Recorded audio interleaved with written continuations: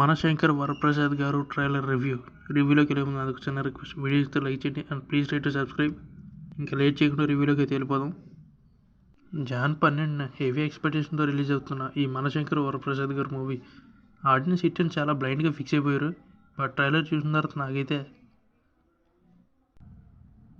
Above average అనిపించింది.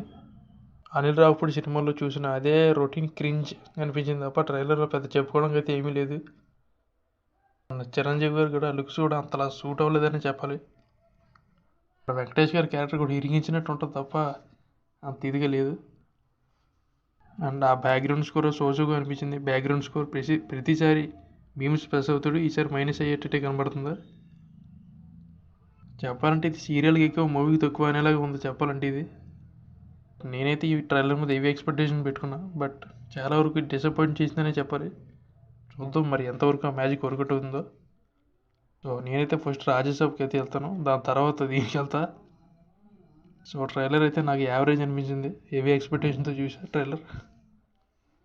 So చాలా wait చేశాను నేనైతే ట్రైలర్కి. చిరంజీవి గారు, వెంకటేష్ గారు ఆ కాంబినేషన్లో మూవీ ఎలా వస్తుందని. But average.